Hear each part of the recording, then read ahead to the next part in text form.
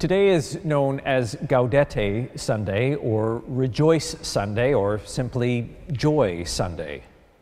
We light the pink candle of our wreath and focus our attention on the words, "Rejoice in the Lord always." But here we sit in a pandemic. Many of us are separated from those we love. Many of us are starving for true human interaction beyond our immediate household. Does the word joy fit with how you feel right about now? I'll let you answer on your own, but it is okay if joy is not the correct word at the moment. But if it is not that, what word might describe how you feel right now? Hold on to that word. There's been much discussion in the media over the last number of years about the word happiness. Many are striving for this elusive happiness, a sense of contentment, of satisfaction, of an inner warmth.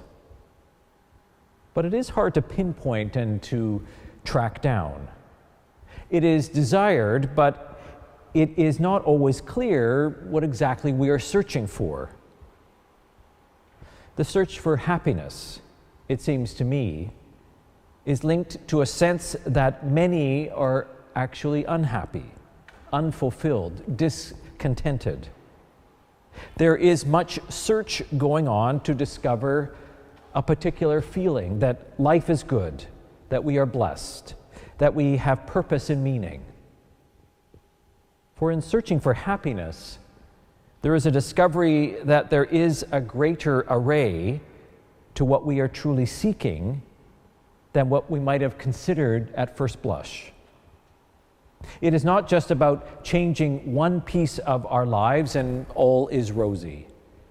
Rather, it speaks to what is most important, what grounds all else, what fulfills, what feeds our soul, what is short-term gain and what is a long-term solution. Many search for something they might have trouble fully defining. It's related to purpose, to relationships, spirituality, connection with others, beauty, appreciation, gratitude, focus, attention, acknowledgement. The Dalai Lama is quoted as saying, "Happiness is not something ready-made." He said, it comes from your own actions. There seems much in this. Happiness is not just something out there that is elusively hiding from us, but something we discover about ourselves, our motivations, our perspective. Carl Jung once wrote, "Even a happy life cannot be without a measure of darkness." And the word happy would lose its meaning if it were not balanced by sadness.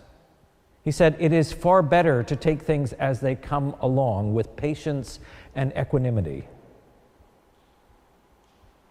This is more robust of an approach to happiness, and it got me thinking more about the word joy. See, I think happiness differs from joy.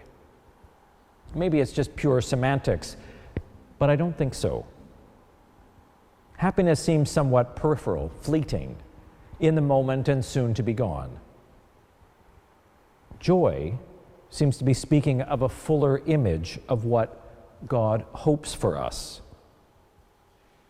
Joy is a knowledge deep in our soul that we are loved and are called to live in response to that. Joy speaks to recognizing that life is filled with thorns as well as flowers, darkness and light, grief and love, fear and delight, sadness and great joy. Joy accepts that life is not a simple, straightforward way, but a pilgrimage through the valley of the shadow of death and the green pastures. John the Baptizer, once again, figures quite prominently in the gospel passage for today. The Gospel of John gives a poetic and beautiful description of what John was called to do. He came as a witness to testify to the light. What a beautiful role to have on your business card.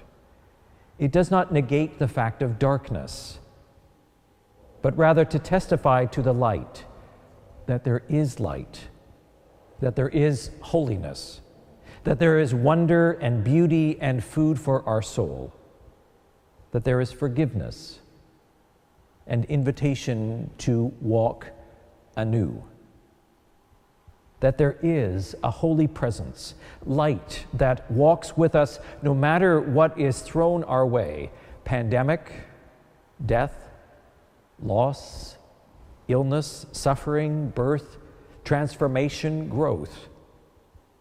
This light came and dwelt among us. This light invited us to discover what joy might look like despite the weight of the darkness that we may feel. Rowan Williams offered these words that seem to speak to this very well. He said, because ultimately, joy is about discovering that the world is more than you ever suspected, and so that you yourself are more than you suspected. He said the joy of the resurrection has a unique place in Christian faith and imagination because this event breaks open the shell of the world that we thought we knew and projects us into the new and mysterious realm in which victorious mercy and inexhaustible love makes the rules. And because it is the revelation of something utterly basic about reality itself, it is a joy that cannot just be at the mercy of passing feelings. He said it roots itself in the heart and remains as a foundation for everything else. He said Christian joy is offered to the world not to guarantee a permanently happy society in the sense of a society free from tension, pain, or disappointment.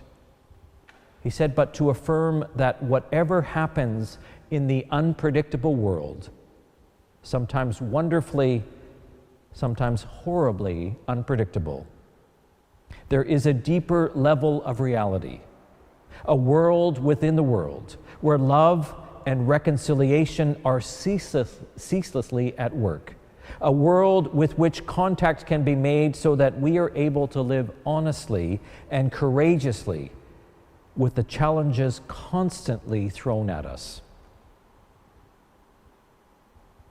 This is the joy that marks this day. Not simply happiness, but profound joy despite all else. Joy that recognizes God with us, God amongst us, God in our midst, no matter what is happening in the world. Despite this pandemic, despite loss and grief, despite loneliness and despair, despite selfishness and greed, despite the lure of power or control, despite a long list that seems to fill our newspapers and our minds and our worries and our fears, despite all this, there is joy. Unmistakable, beautiful, life-changing, rich and mature joy that breaks beyond happiness to carry us through this life in the face of the darkness. Joy that grips the light to which John the Baptizer came to bear witness, that grips it and invites it to touch our souls and our imaginations, and fill it with Christ coming to us once again to awaken us from our slumber, to embrace it fully and completely.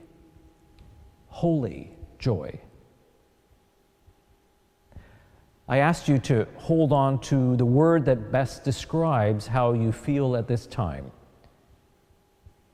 If it's not joy, what is it? accept your own response, but allow some of that holy joy to seep in and help you to prepare God's way. Amen.